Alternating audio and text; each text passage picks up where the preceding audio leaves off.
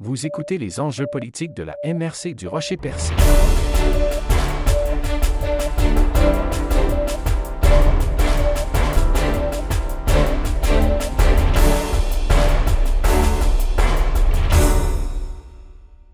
Le premier ministre du Québec, François Legault, était de passage en Gaspésie pour faire une annonce importante concernant le chemin de fer et inaugurer la Maison des aînés à Rivière-au-Nord. Le 16 novembre dernier, le premier ministre a convoqué les décideurs de la région à l'hôtel Baker à Gaspé afin de traiter des principaux dossiers de la région, soit l'éolien, la zone d'économie bleue à Grande-Rivière à laquelle le maire Gino Cyr tient mordicus et pour cause, le tourisme, la crise de la crevette et le secteur des pêches en général, le logement, la santé économique de la Gaspésie, entre autres. Pendant la rencontre tenue à huis clos, les médias, dont TVRP, ont eu accès privilégié à cette rencontre pendant quelques minutes et lors de laquelle le premier ministre a confirmé qu'il annoncera le lendemain le lancement de l'appel d'offres pour le troisième tronçon du chemin de fer, soit de Port-Daniel à Gaspé. Il a aussi traité de l'importance de l'éolien dans la région. Ainsi, vous verrez tour à tour une partie du huis clos du premier ministre suivie de la réaction du maire de Gaspé, Daniel Côté, au sortir de la rencontre.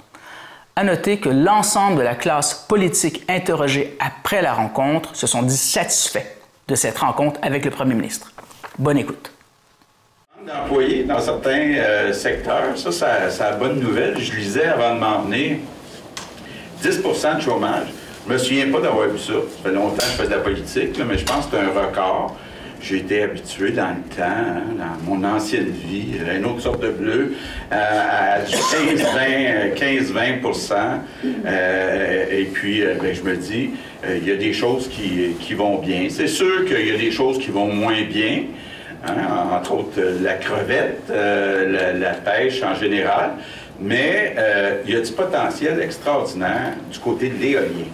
Puis je sais que ça va supposer, puis Michael Sabia, le président d'Hydro-Québec, sait que ça va prendre des lignes de transport additionnelles, mais on veut, là, écoutez bien, je ne sais pas si vous avez mis la main sur le rapport d'Hydro-Québec, on veut tripler le volume d'éolien au Québec. Tripler, ça c'est multiplié par 3, et même plus si on est capable. Parce que, vous l'avez vu, il va falloir, d'ici 2050, presque doubler la capacité d'Hydro-Québec. Donc, moi, je pense qu'il y a beaucoup de potentiel. Puis, il y a du potentiel, évidemment, pour installer des éoliennes, mais aussi pour fabriquer des éoliennes, les transporter. Demain aussi, on va lancer l'appel d'offres sur le troisième tronçon du train, là, donc entre Gaspé et Matapédia au total, là, le premier marche, deuxième temps court, puis là, donc on va lancer demain le troisième, puis ben, j'y crois beaucoup, parce que on parle d'éolien, parce qu'on parle d'environnement, puis ben, parler d'environnement, ça veut dire, au lieu de transporter de l'équipement par camion, il faut transporter par train, ça amène beaucoup moins de GES.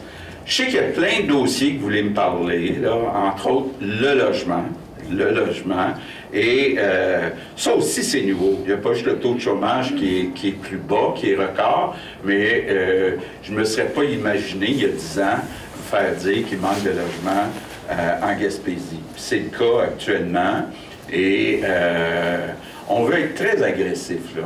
Puis j'ai besoin de vous autres, là, parce que il y a beaucoup de bureaucratie entre le fédéral, Québec, les municipalités, les offices de type de ça. Il y a beaucoup de bureaucratie, puis il faut réduire les délais. Puis, vous l'avez peut-être vu, j'ai un petit chat dans la gorge. On va sortir les journalistes, puis ça va se replacer, cette affaire. On peut sortir les journalistes là, pour que je puisse parler des vrais dossiers. Merci à vous. Merci. Je vais y voir après, de toute façon. En fait, plusieurs sujets. On a abordé le transport aérien régional, on a abordé la question de l'érosion des berges, la question du logement, on a abordé la question, en fait, de l'éolien, évidemment, la filière manufacturière éolienne qui est très présente ici. La question des pêcheries également, le volet qui va moins bien, crevettes, turbo, mais aussi les volets qui vont bien, comme le développement d'une zone bleue. Bref, on a ratissé très large. Le premier ministre a été très généreux de son temps. On avait normalement 1 heure, on en a eu 2.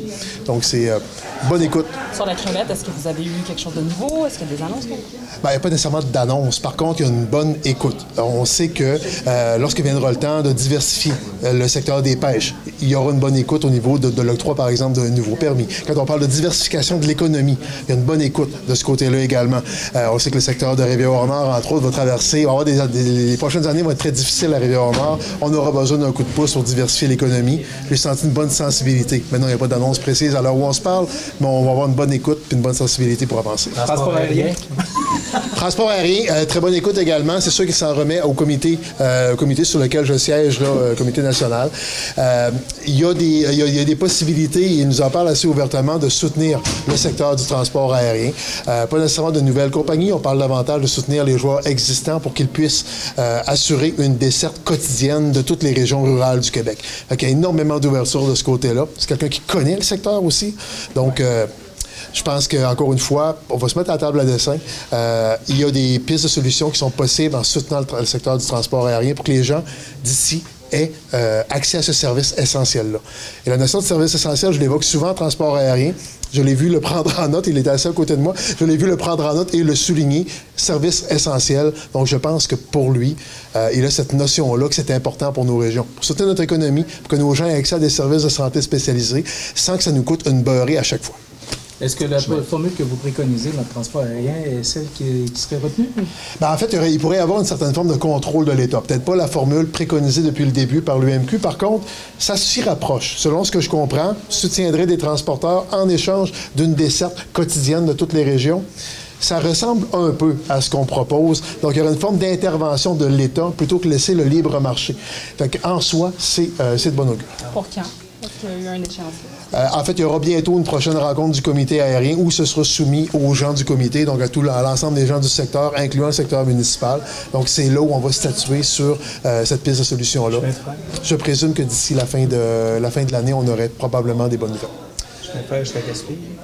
Oui, il y aura des annonces de fait demain sur le chemin de fer. Je ne devancerai pas les annonces du premier ministre. Puis, bon, OK. Merci. Merci. Merci.